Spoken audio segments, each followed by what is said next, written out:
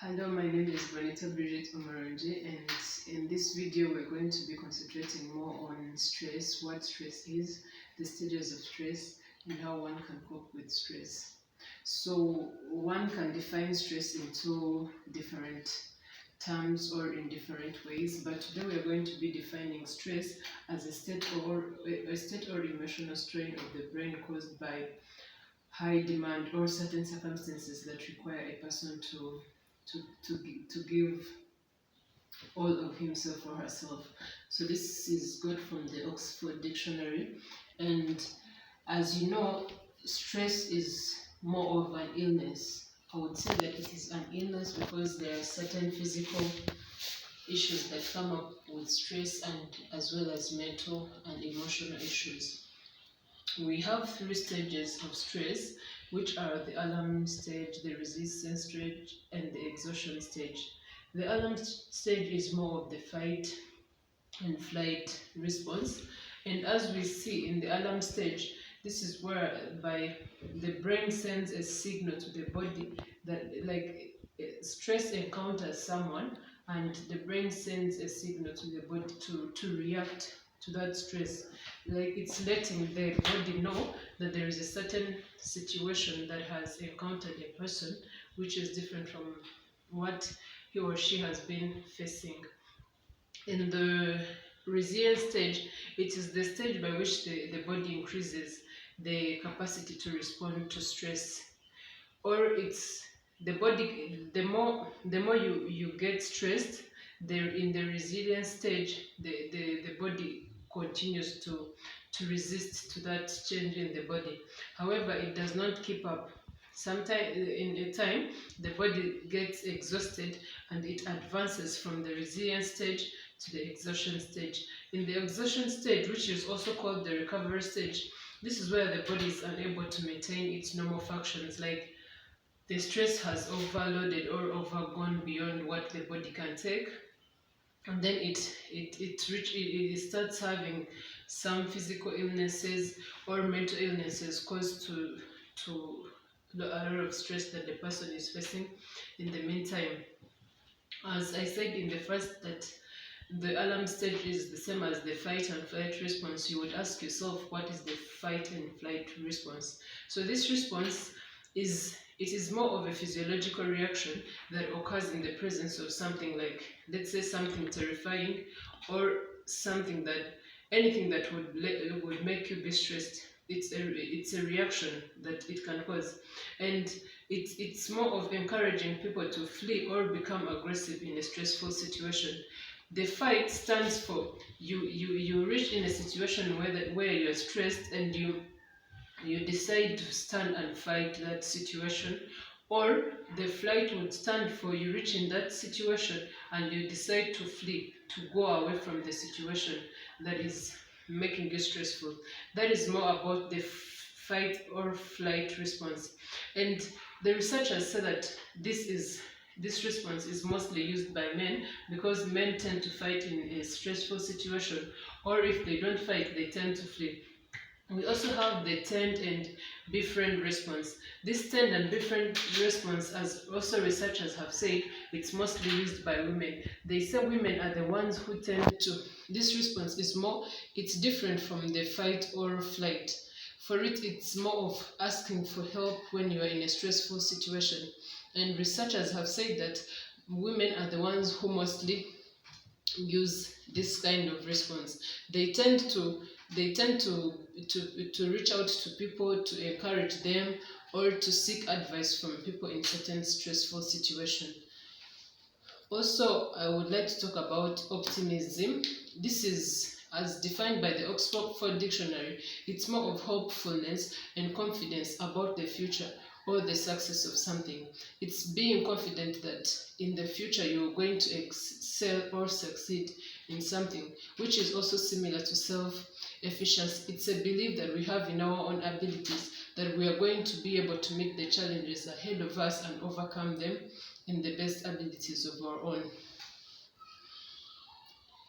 It can also be similar to hardiness, because hardiness is defined as the ability to endure difficult conditions or the ability to overcome anything that hardiness is coming from hard, to overcome a hard situation.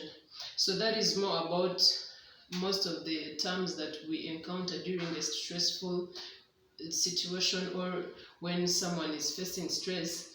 And in few words, I'm going to summarize some of the long-term and short-term effects of stress to the person's body. For the short-term effects, you can get headaches, you can feel chest pains, you can be tired, or all of a sudden you feel like you're tired, you feel like you have headache, you feel like your heartbeat is not in the right movements. You feel like there's simple changes on your body physically, or even the way you feel normally, which change a bit, and this is a short-term effect of stress. And the long-term effect of stress, we have memory problems. You tend to have a short-term memory whereby you forget easily. I believe that the main reason why someone would forget easily is because the brain is focused on different things, which even make you lack concentration. Lack of concentration is one of the main long-term effects of stress, because someone is not in their right mind, someone is not settled, then you lack concentration.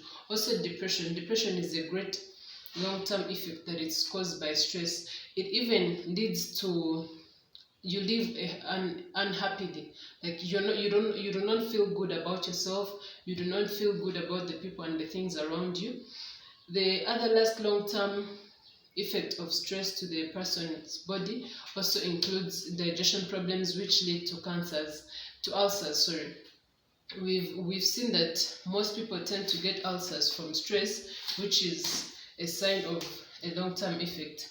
And we've seen that the cortisol hormone is a hormone that is released when the body tends to feel stressed, which leads to an increase of sugars in the body. This can also be a short-term effect of stress to the person's body, as well as a long-term if the stress does not stop and keeps on increasing.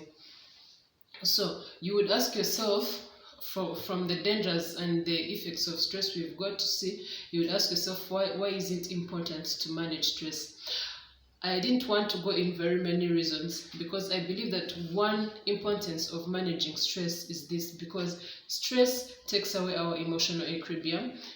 Stress leads to physical health issues, and it also narrows our ability to think and function effectively, as well as enjoying life.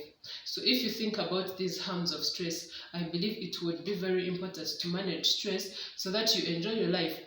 Somebody said that we live only once. So if you live once and keep on being stressed, it means you're not going to live the best of your life. So one of the main important reasons why I believe that we should manage stress is to be able to enjoy our life and let our minds think clearly and effectively.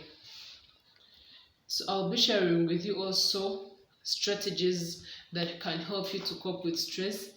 One of the first thing is that avoid alcohol. Most people, when they tend to be stressed, they tend to go to alcohol as the short-term solution, let me say that. So one of the strategies you have to use for coping with stress is doing away with alcohol, or reducing on the alcohol you've been taking.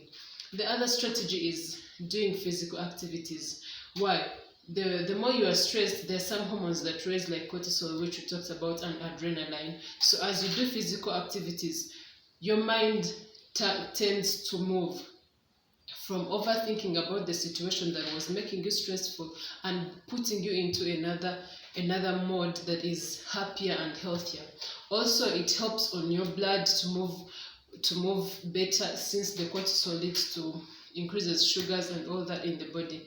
Another importance of doing physical activities, it really makes you active in the brain and change an environment, which works on reducing stress.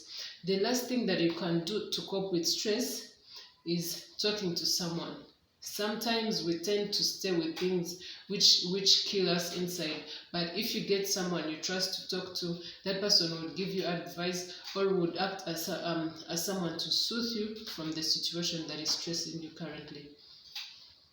So I've been asked to describe an experience in which I successfully dealt with stress, and tell you more about what the situation is and how I responded to it, as well as why was the response effective. So the situation in which I effectively dealt with stress is when I was starting my university. I had a lot of work to do, and I was also not familiar with the program at the time. So I was kind of stressed since uh, let's call this stress that is caused by the activities someone has to do. I knew that I have very many activities to do and I have deadlines to meet, and I encountered stress within myself. But I was successfully able to overcome the stress because there are some ways of coping with stress that I didn't talk about, like taking notes. I took notes on how I have to do my activities. I made to-do lists.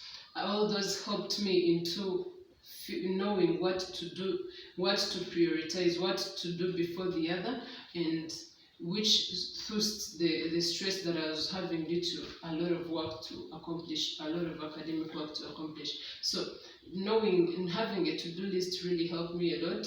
And I also talked to my school counselor, who helped me understand the environment that I was in at the time and understand how I have to do it, because I was not the only one who had a lot of tasks to do. Other people had them and they were not stressed. So my counselor also helped me soothe in this situation. So talking to the counselor and setting goals for myself and saying I have to do this before this helped me cope on those stressful issues that I had at the moment. I've also been asked to describe an experience in which I did not deal successfully with stress. So an experience in which I didn't deal successfully with stress is when I had to spend a year without schooling. I was stressed that I was a bit, let me say, I was first worried that my colleagues were excelling and were moving to another level, and I was just there without schooling. So it really affected me. I didn't know how to react in it, which made me go for drugs, alcohol, smoking and all that. I thought for the moment it would be a solution to the worry that I was having, which I believe did not work as a solution. It worked as a bigger problem because it caused more injury to my brain and as well as emotionally. So I believe in this situation I was not able to really cope with the stress successfully, which I believe if I had time or if I had the knowledge I have right now about stress, I would have worked better on it, maybe talk to people, ask for help, in different sectors. So this was more of stress, and I'm reminding you that it's okay to be stressed, but it's not okay to keep on living in a stressful situation. As we've seen that there are very many physical illnesses that are caused by stress. So the more you let your body be in a way of stress, is the more you cause more illnesses to yourself. So learn to cope with stress by doing physical body exercises, by talking to people, and sharing with different people to help you soothe your stress. Thank you so much.